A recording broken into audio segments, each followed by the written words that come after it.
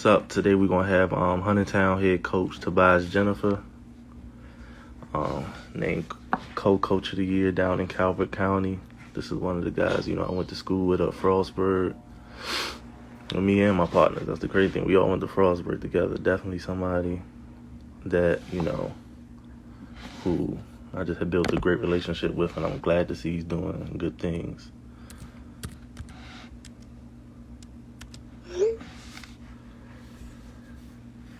Jesse Williams, I'm glad you came on. I saw that you said you made an Instagram just for this. That's real. Hey, Tobias, they say you're unable to join. They say you're unable to join. I'm going to try again. What's up, Kobe? What's up, Kobe? I listened to y'all interview, too, on the dry erase boards. That was a great one.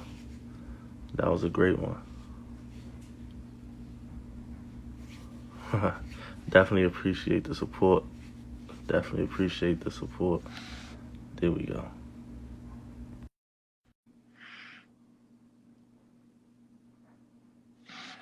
Get Tobias tapping in now. Coach Jenifer. My guy. My fault, Mike. I'm just waiting. Oh, no, you good.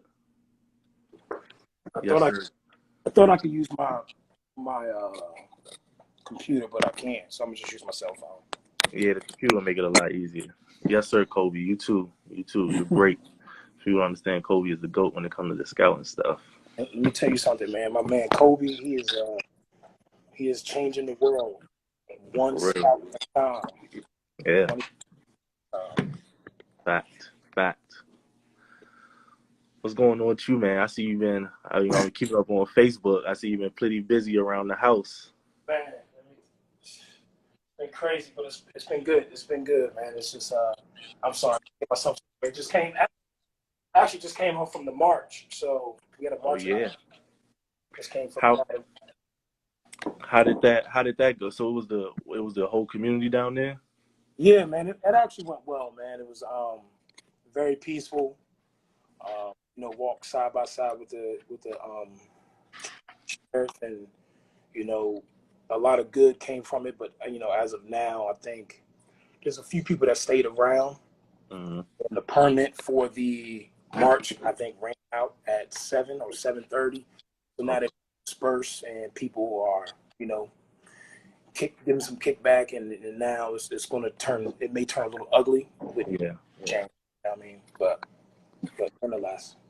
Yeah, for sure. And again, I'm just glad, we got somebody who's playing such a big part. We're going to talk about throughout the interview, going back home and getting it done for your community. I think that's a special thing. Coaches like you, y'all really change the world. Y'all really do. No, man, I appreciate it, man. And, I think you're doing a great thing with your platform that you have. And, as long as we've known, you've done nothing but try to, better the world through the game of basketball.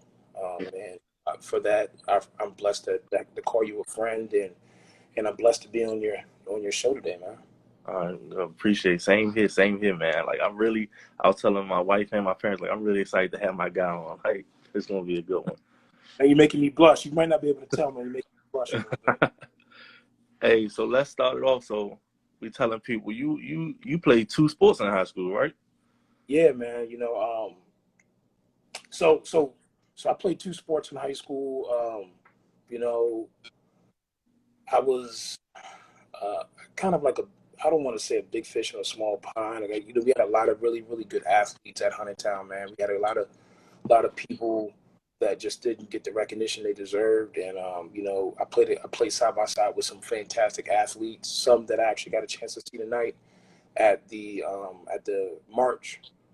But yeah, I played football. I was a 3-year varsity player on football, and then I played basketball for 3 years. I got pulled up late my freshman year up to varsity, and that's really where my love of defense came from, because I got pulled up mainly to play defense on the seniors point guard. We had a senior point guard who was phenomenal, named Brian Shear. Mm-hmm. Phenomenal. He could shoot heck out of the ball. He was a soccer kid, you know what I mean? So he could run all day.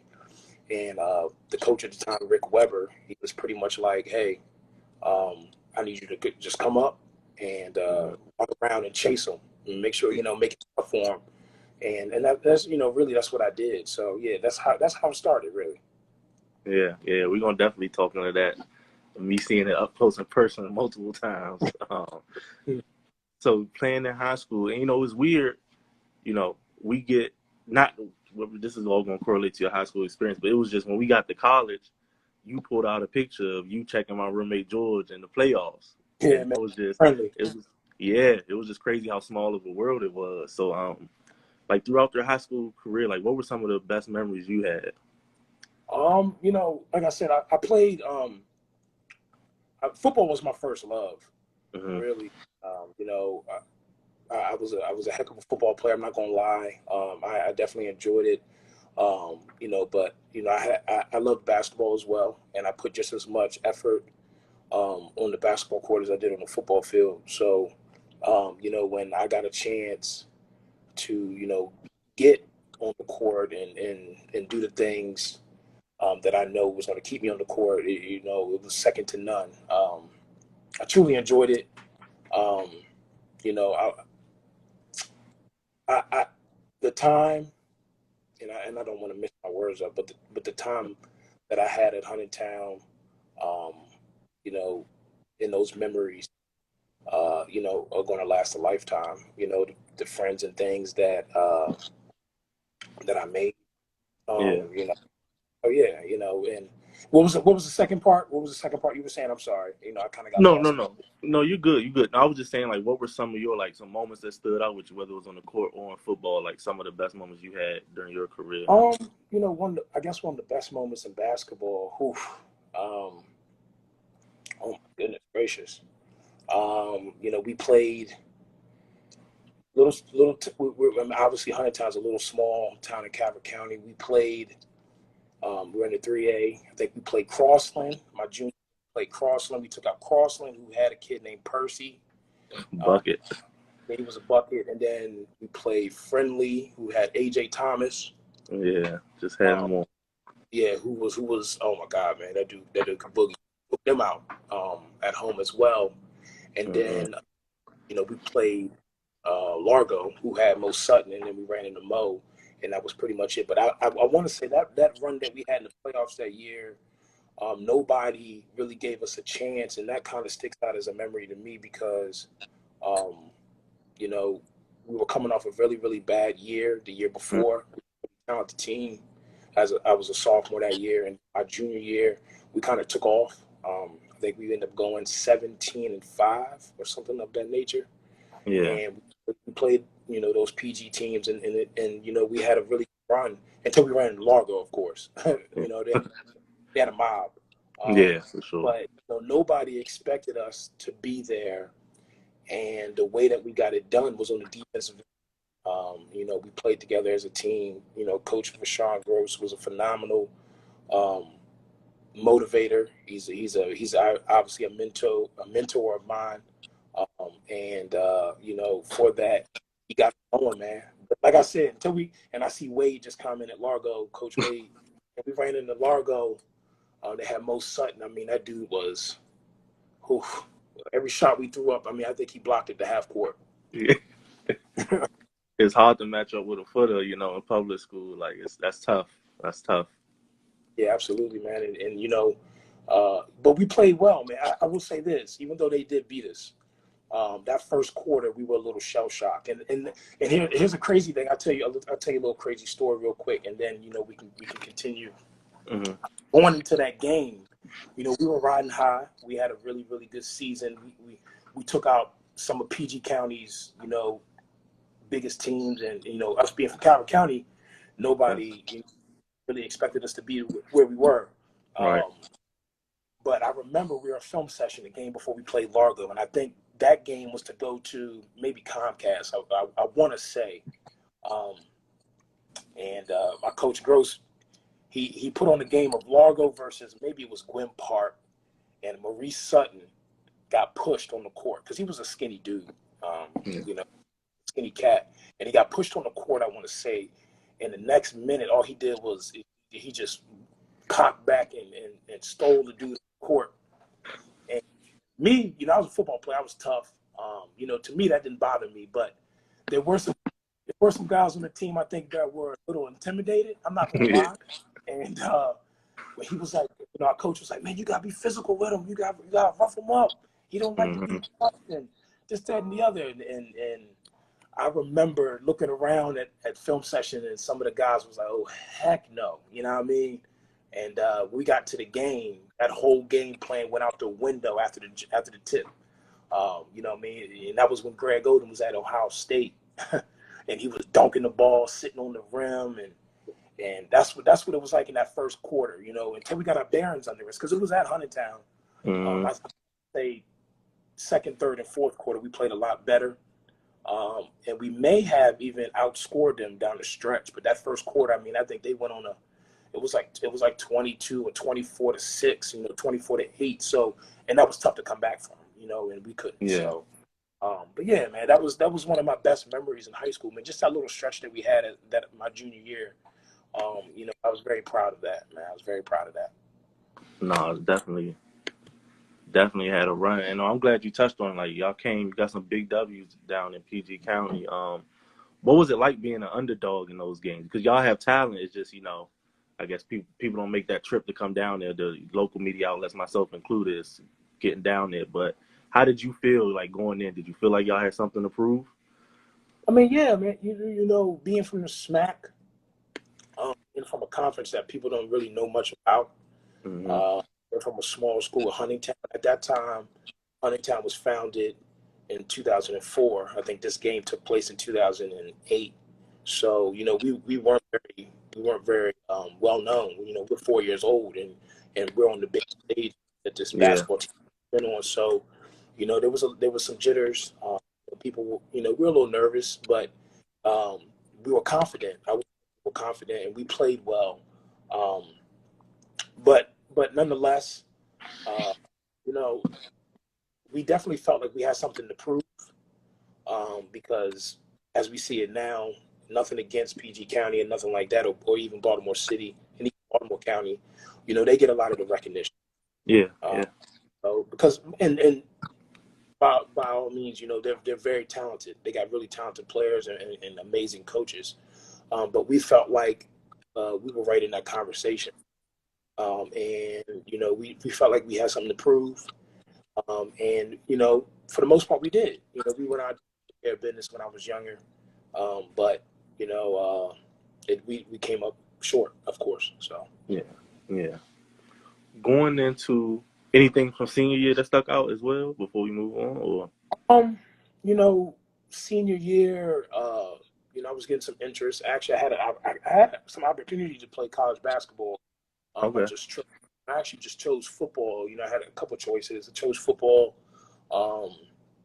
and it got me to where I am today. I'm very grateful for that, of course. Senior year, basketball and football, really for me. And, I'm not really sure if you're going to ask this question or not, but really for me, sports was my outlet.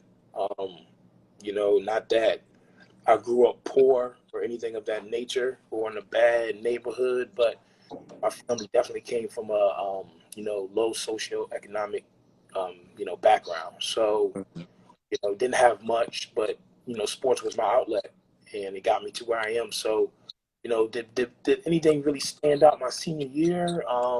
Not as much, obviously I got accolades and things of that nature, but the thing that really stood out to me was the relationships that I built with my teammates and my coaches and, the people that got me to where I am, you know what I mean?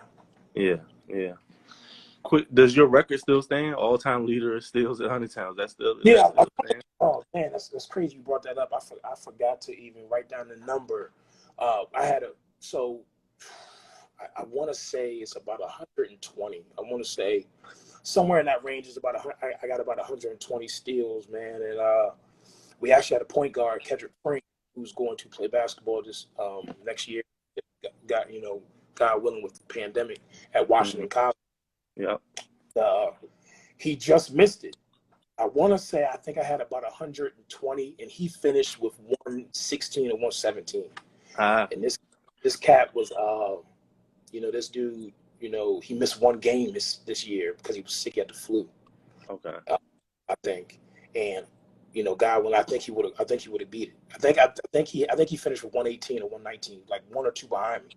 That's tough. He was gunning for it all year, man. That was one thing we talked about a lot. It was like I want to get that record, and really, with our school being so new, not too many records were actually kept.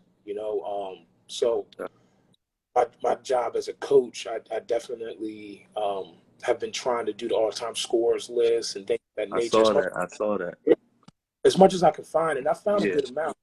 Um, but he just missed it, man, and I was like, but those were some good times, man. That's really, and that's one thing I preach now as a coach is first.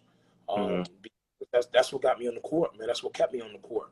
I wasn't always the most gifted offensive player. I averaged like 8 or 9 points throughout my career. That's not much. As a high school player, it's pretty solid. Um, but I definitely made sure I brought it on the defensive end with my tenacity, my aggressiveness, toughness, all the different adjectives and things you want to use, descriptors. But I was very, very proud of the record, and I knew he was gonna get it. Didn't, he didn't. So I was very happy about that. But we got some good talented players coming up through the Hmm. program who may just uh, pass that. I have no doubt. Okay. But Okay. you know what? That's a good thing, man. That's a good thing. I Yeah. hope they do. Yeah. And that'll be something you always remember. Like you had the record and you coached the kid who broke it. That'll be something you always Yeah, talk man. I about. think we got some guys that I think they can do it. No doubt. And it's going to be, in order for us to win and get over that hump, it has to happen on the defensive end. And if you're getting steals and you're getting things of that nature, you not only are you're going to catch that Hmm. that elusive stat or record, but you're also going to help us win and things of that nature. So. Got it. So after high school, we hit up that mountain, Frostburg State. Um, how did you stay connected through what was your athletic career like that? How did you transition from going to Huntingtown to Frostburg? What was that like? Um, wow, that transition was a little tough. Only for a few reasons, though. Just kind of being in a different world, kind of sort of setting. Frostburg Hmm. was totally different. I had only ever been in Western Maryland once. No, I would say twice. And really both of them happened my senior year. Okay. Went to play my senior year of high school. We went to play a team in West Virginia called Hedgesville. Hmm. And they were a phenomenal team. They were coached by Kevin Pittsnoggle, who played at West Virginia University. He was a legend there. Okay. And some way, somehow, my basketball coach at that time got it set up. You know what I mean? Yeah. And so we went out there and played them. And then we had a Christmas tournament called the Snowball Classic that was at Southern Garrett, I want to say, Okay. right up there where the lake is, Deep Creek, and Yeah. we went on that. But that was like my first time ever going in Western Maryland, going through that Rocky Gap, Yeah. seeing all that. I had never done anything like that before in my life, so that was new to me.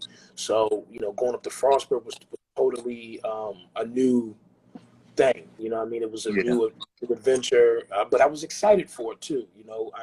I knew going up there, you're in foreign territory. You know what I mean? And at first, I think I was going to enjoy it as much as I did, but I met some of the best people um, in my life. A lot of the guys that I met, and like your people were in my wedding, or they're getting married now. I go to their weddings, and I'm seeing people have family. Hmm. Those relationships and friendships are going to last a lifetime. But going up to Frostburg, that transition, just being in the mountains.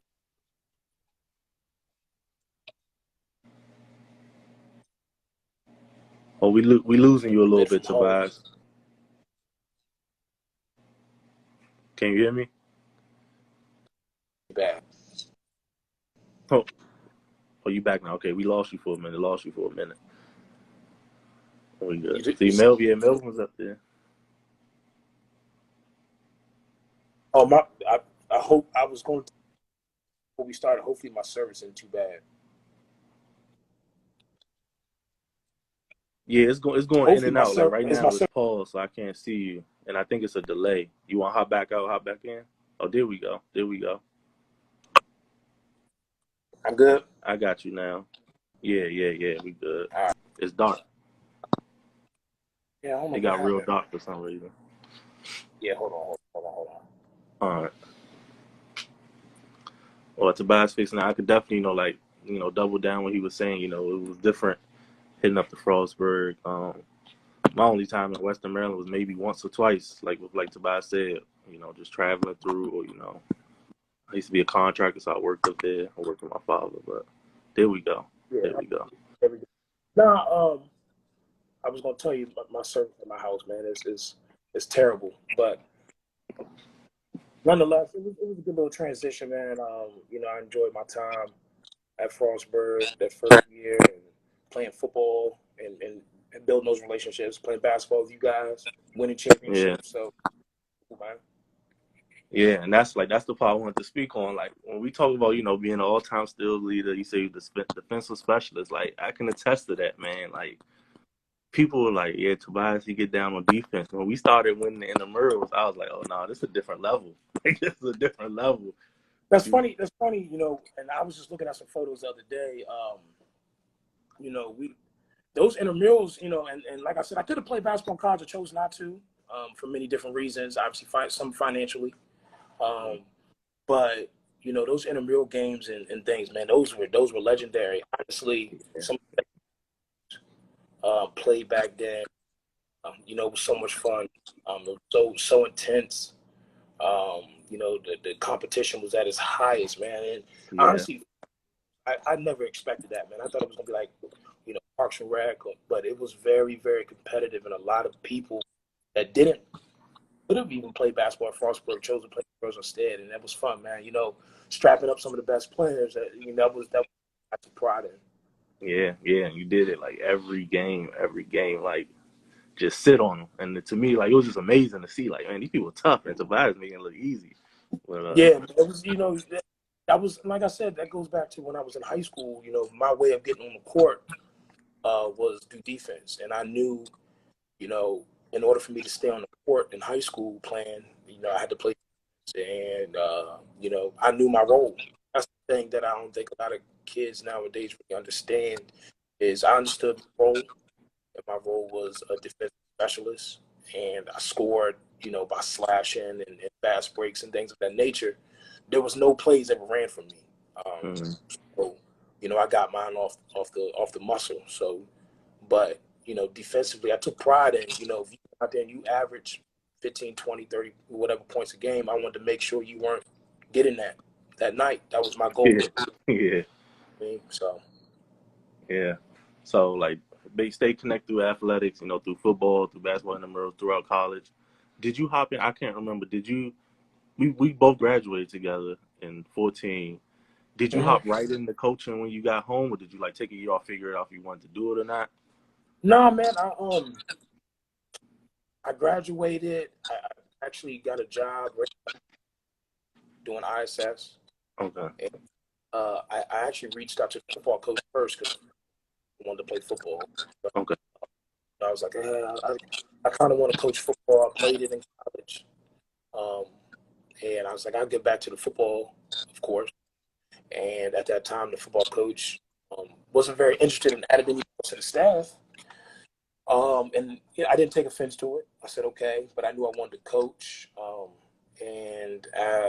I reached out to the basketball coach at that time. And so I just did the spring workouts for the kids. I conditioned them. I was a part of the staff. I conditioned them. We started like a little boot camp, and we did all of that, and it was great. And then that coach ended up not back. Got a new coach, and Okay. when we got to Coach Pratt, he added me to the staff, and the rest is history. Yeah, yeah, and a lot of you show your respect to Coach Pratt, so like he really was a big part of you becoming a coach in this world. Absolutely, man. I had coached in the summer. I did Parks and Rec, of course, at the age. Um, but once Coach Pratt put me on staff, that was a blessing in disguise. Taught me the ins and outs. Definitely showed me how to run a program, just by doing everyday things like packing this bag and taking these stats and I did a lot of that first year type coach Yeah, stuff, yeah, like the little stuff, you know what I mean? But that taught me to appreciate it, and kind of molded me into who I am today. The little details and things, how to do this in this situation, or you know, how to deal with a kid that's going through this. Just little things that coaches like himself have been doing for 20, 30 years. I kind of put into took it and put it in my back pocket. Now I'm running the program, so yeah, you know yeah. You comes had a back full lot of circle. you had a lot of little things figured out already. So when you got that opportunity, you just fit right in naturally. And Yeah, that's man, I just ran with it. and that's something, leading into like where we going next with the conversation. What was that like? Okay, now you're assistant, you're getting the hang of things, you're building relationship with the players, all that good stuff. What was that transition to say, okay, I run this program now, did you follow suit of what your mentors had taught you, or did you added your own spin, or like what was that like? Um, it was kind of like being a young teacher. A lot of people tell you that you can't do this or you can't do that, and you can't show the kids that you care. You got to be tough on them, just that and the other. But I took a lot of the things that the coaches showed me when I was playing, like my AD, who's now my AD, Coach Gross, Rashawn Gross, and Mr. Weber, who's the principal. I took a lot of the things that they taught and a lot of the methods they used, along with Coach Pratt and my staff. Um, and I do on daily. I respect the kids. We have really good relationships. I'd run through a wall for those guys, man. I'd do anything for them, and likewise, they do the same for me. So, getting that job, man, it was like the best thing, that could ever happen. I honestly, I was nervous. I'm not gonna lie, I was a little nervous, but that's a good nervous. And Yeah, always say, man, are you sure you're ready? And I questioned myself at first, getting the job because I was so young, and I thought to myself, with any other job that you do, when are you ever really ready until you get into that role? Uh, in the true. first years, we were pretty much 500. And, in this last year, we kind of, broke over that gap a little bit, and kind of, um, made a little bit headway. And, we're just trying to build from here, and going forward, and continuing to teach. I learned just as much from them as they do from me, honestly. Yeah, and I'm glad you related to being a young teacher. Like I was teaching, I did my 2 years of teaching. More respect to you for staying in the field of teaching. I don't think teachers, they definitely don't get the recognition that all you guys deserve. So I think over the past couple months, though, I think that's changed with kids being at home. I yeah, think appreciating, what teachers do, and how much goes into it, and I teach, health PE, Foundations of Tech, which is like a tech. hmm I've learned a lot from my peers, my colleagues. They taught me a lot about how to deal with certain situations, certain kids, and that's right, actually helped me on the basketball court with my relationship with kids. With me also being so young, the kids can also relate. Uh, you know, when a coach is a little bit older, nothing against an older coach because they're very wise. yeah, Um, but sometimes they feel that they can't relate to them, or they can't talk to them about certain things that they may be going through. yeah, And a lot of them they may be going through, I've gone through, so I can tell them, how to deal with that certain situation and things of that nature. And the same thing goes in the class. You hmm uh, Honestly, me being a young teacher, that's one, but I'm also one of a few handful of African American male teachers in my whole county. And I think I may be, and I could be wrong, I'm only African American male teacher in my school. Wow. So that was a big reason why I came back to Huntingtown as well, because I wanted those kids that grew up like me to see somebody that looked like them in the classroom. Right. That was huge. You know what I mean? Right. And I didn't see much of that growing up in school. You know, I didn't see too many people that looked like me, so I didn't feel like I could relate to them. Hmm. Um, but I feel like now, you know, me being in the classroom, me being a coach, me being a leader, Right. those kids that feel uncomfortable, they can come to me in need. So, you know, that's Yeah. huge.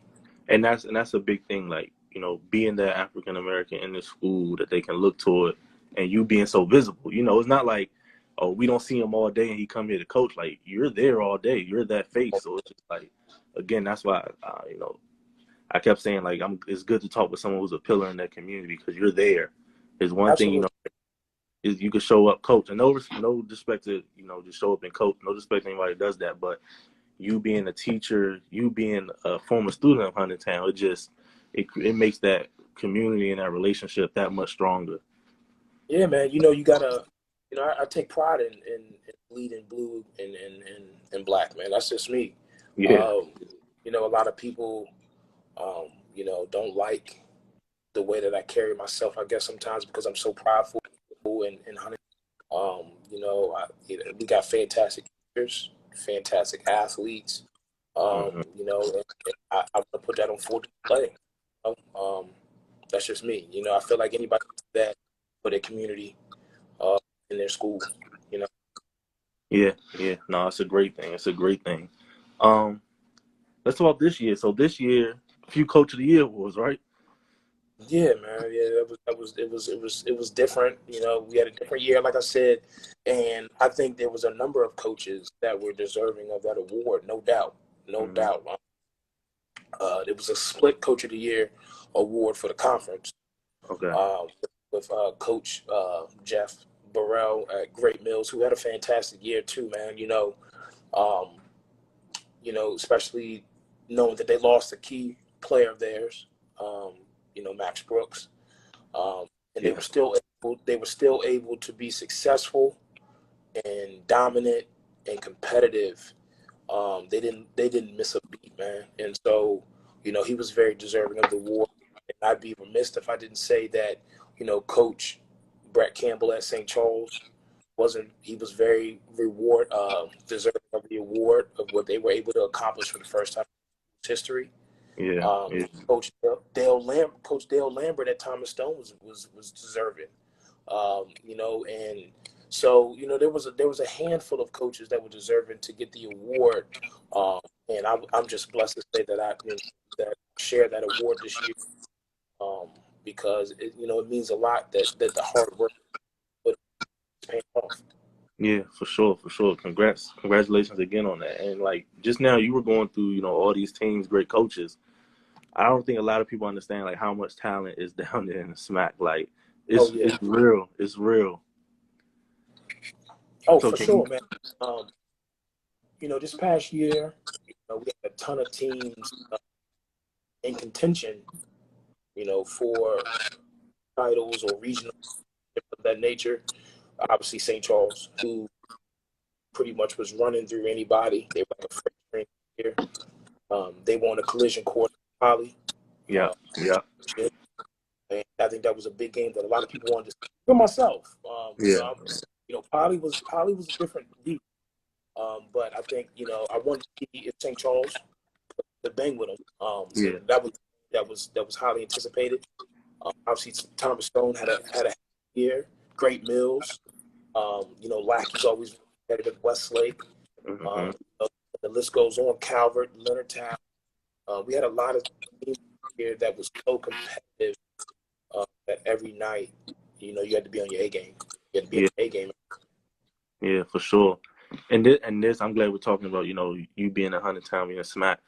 I've only been able to make it to, one or two games with you. I think the one I made it to was a scrimmage. My question is to you, like, what can media companies do to help build that exposure? Like, I know everybody can upload, footage to Huddle and everything, but look, the smaller media companies, like, what can we do to help further that exposure down there in St. Charles? Coming to the games, obviously, that's the first big step.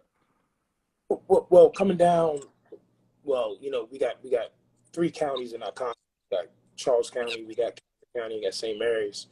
And I know for a lot of the media outlets, majority of them, Georgia's, Anne Arundel, maybe Baltimore. So it's a bit of a drive. You kind of got to take some time out of your day to Yeah. get down to the yard, and especially to get to some of these games. But saying that, it's just doing your research really on the conference as a whole.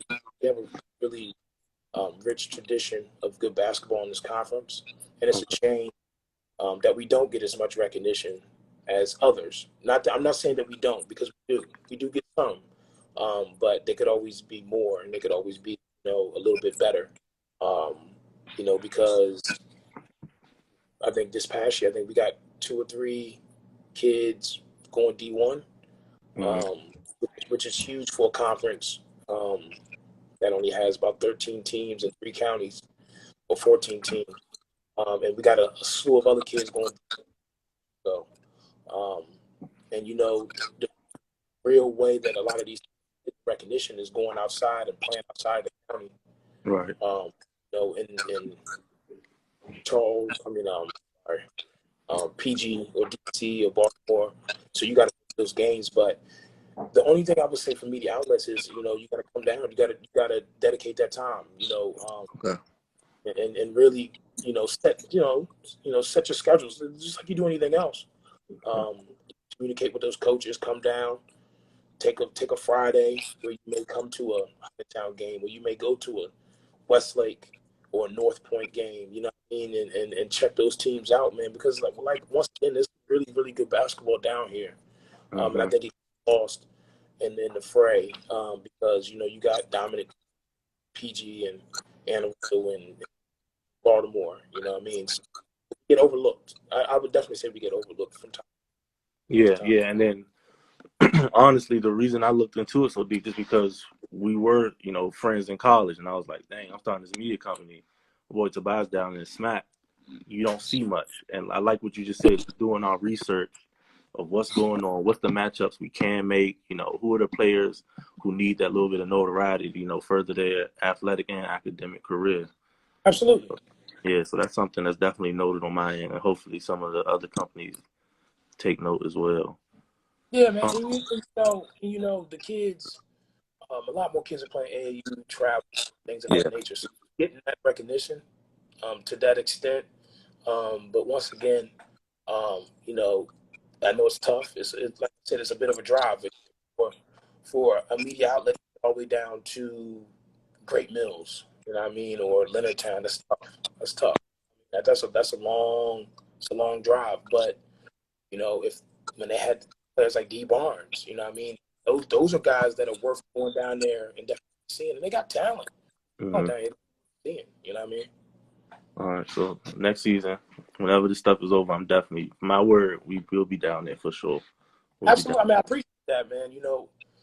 And I will say, in my first couple of years, I've definitely done my best to set up matchups um, that will drive, I guess, the, I guess, that's what I'm looking for.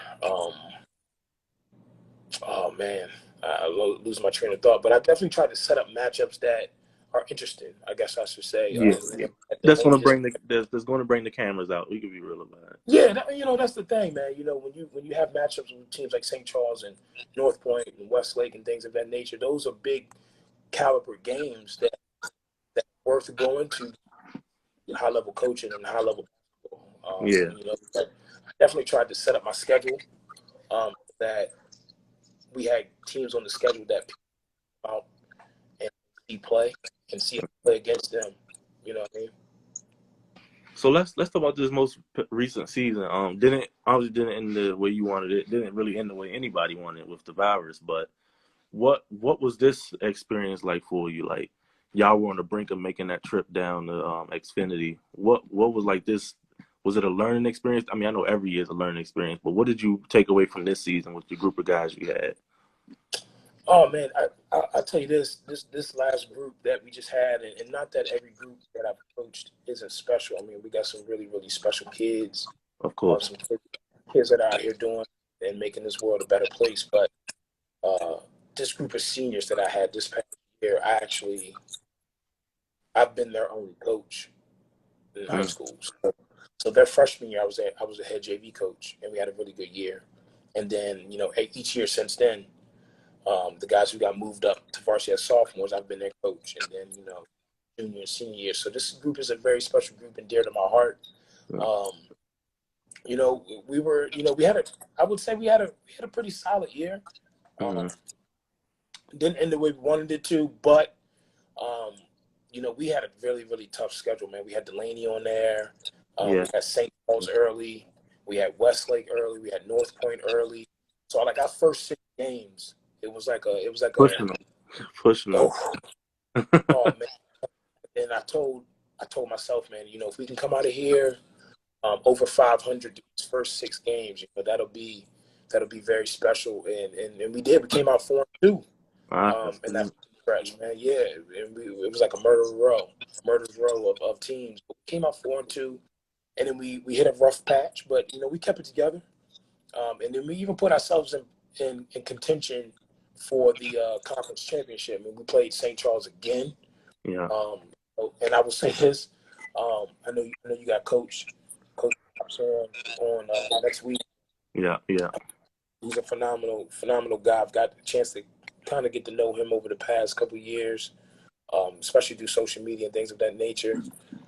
They've been able to accomplish Charles, and I would our rivals are Northern and Calvert.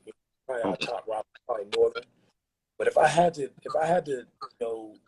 pick another school that was our rival, I would definitely say St. Charles. I think the competition between us two and the competitive fire between both programs is second to none.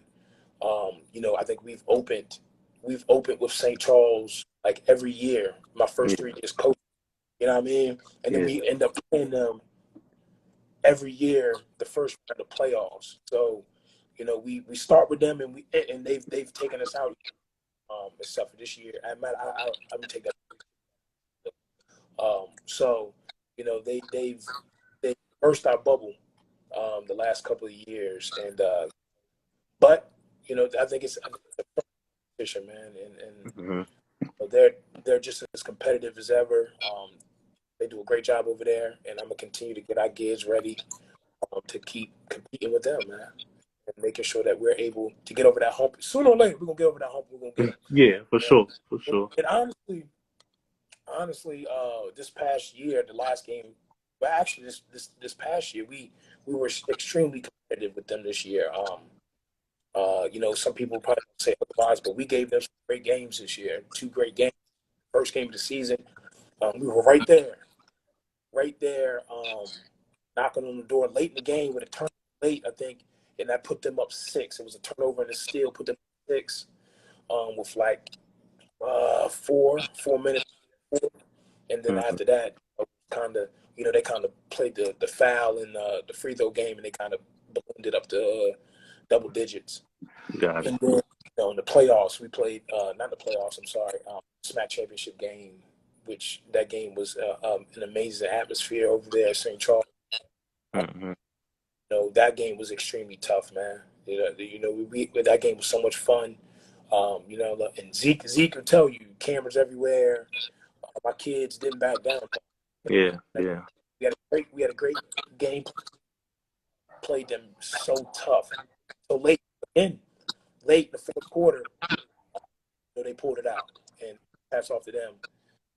Obviously, what they were able to accomplish.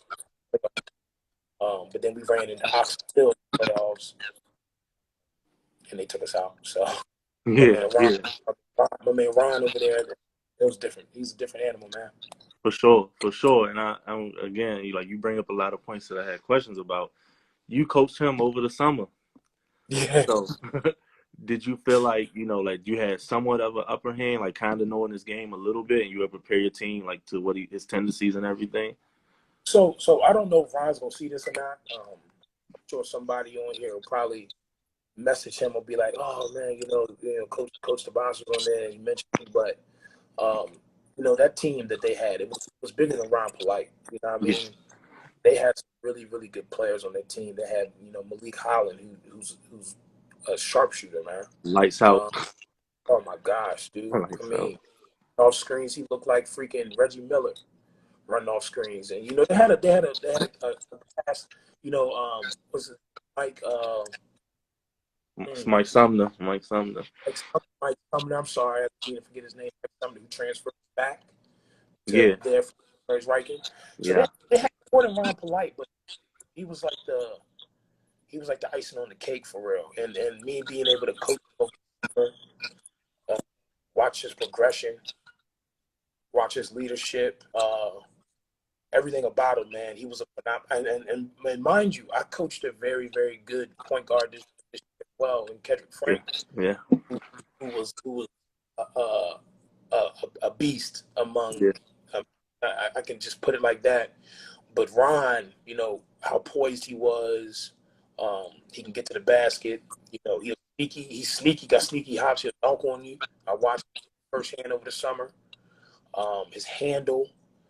He's quiet though, but he was talking. Yeah. Yeah. We had a very successful team over with him, leading us as the point guard. And so going into that game, I talked a lot of trash. I'm not gonna lie, and that. Yeah. I told him, I said, man, on a collision course to play playoffs, and he didn't really say much, but I would tell him, hey, man, we're gonna get you in. And even after the game, we got a picture at a moment. I'm very proud of the young man that he's become. I'm just saying I'm blessed to being able to say, you know what I mean, going to Georgia. I learned a lot about myself and how to high caliber players as well. Yeah. So, what was it? Was this your first season coaching AAU that last summer? Nah. So I've been coaching AAU for the last couple of years. Okay. This is my first year coaching with big program. Okay. Takeover. Okay. I did more local stuff like Maryland Rockets, which is a Calvert County based team that really got that has helped us be so successful, giving kids a chance to play basketball that probably wouldn't get a chance to play. So that was good, and I learned a lot coaching with them, and how to manage kids and how to manage a team of my own. And then when I got the chance to coach with Takeover, I was ecstatic. Obviously, we know Takeover is done. We know the track record. So saying that part of that family now is amazing. The networking that has come from it. I've met other coaches like Coach Chuck Henry, who put me on staff, who's the head coach at Fairmont. Coach O over at Bladensburg, Coach Wade, who may still be on here from Blake. Coach Battle, who I want to say he's now coaching in DC. I can't remember school. So it's been an amazing journey, man. We got all head coaches on staff. Yeah. So it's been amazing, dude. And then talking about having a great group of coaches. I love what y'all doing with Dry Erase Boards, man. Yeah, that was actually something that they thought of. Okay. That they thought of, Coach O, Coach John Kamara at Parkville. They talked about trying to get guys on a platform to kind of talk about the coaching profession. Right. Take the brain of some of these people, not only coaches, but I mean, we've had some female coaches on. We've had a referee on. We had obviously Kobe's on, who's a media guy. So we've had different people on it. We've even had AAU coaches on. Just kind of from an avenue and an outlet to express themselves, and it's going well. We've done interviews. I've learned a lot from those people, from those guys that we've had on, just about every day. Yeah, and it's like you said, it's good. Like you see the different avenues from the referees, from the girls basketball, AAU scene. Like it's great. And at a time like this, we definitely need as much content as we possibly can. So I just want to say salute to y'all again for doing that. Yeah, man, for sure, man. It's been going well. I think we got about 20 plus interviews under our belt. I'm usually used to doing the interviews and giving the questions. Now I'm getting it, so a little different being on this side of it. But nah, man, it's going well. What do you I mean, I know everything's kind of up in the air about, like returning to school and all that stuff, but whenever it does start, what are you looking forward to the most when it's time to get back on the court? Oh man, really just giving these kids an outlet again to express themselves, because a lot of them are like myself. Hmm. Sports was one of the factors to me keeping my grades up, staying out of trouble, things of that nature. So, a lot of these kids have a lot of extra time on their plate and really on their hands. And would hate for something to happen, Right. while all of this is going on, because they're not occupied or they don't, have an outlet. So I just can't wait to get back to competing, man. Really get back to competing and being in the gym, seeing the growth and development of these adults, man, because they're the future, as we all know. I would consider us still young in the future, but what I mean, in order for the world to change uh, for the better, obviously with everything we see, riots and the protests, it's going to be Hmm. this group of young adults that are going to change it, and really getting them back on track and focused and back into the routine of things is good. Yeah, yeah. And that I just want to say, like, again, like teachers don't get enough credit. Thank you for being an educator, coach, someone in the community. Like you said, you were just out there, at the peaceful protest before you hopped on here, and that's much respect to you. Um, what can coaches and mentors, trainers, whoever, whatever that mentor, whatever they may be, what can we do using our platform and directing you? What can we do to help them get through this time? Because it's just weird for all of us. The pandemic, then Yeah, man. the killings of I young would. people. Yeah, yeah, absolutely. No, it's a lot going on. The one thing I would say is, uh, education. I think that's the biggest thing right now. We know a lot of people are frustrated or hurt. Yeah, Um, Taking anything away from that. I'm obviously, uh, I've dealt with or in discrimination firsthand. Um, but as a leader, the one thing that I can do is educate my students, my players, um, and showing them a way to combat all of this in a peaceful way. Really, at some point, trying to break that cycle. Got to break that cycle, man. Got to educate ourselves, man. Education is key. Like I said, man, they can take that basketball, they can take that football away, but they can never take what's inside your brain, man. yeah, They yeah, go a lot further than a lot of these things.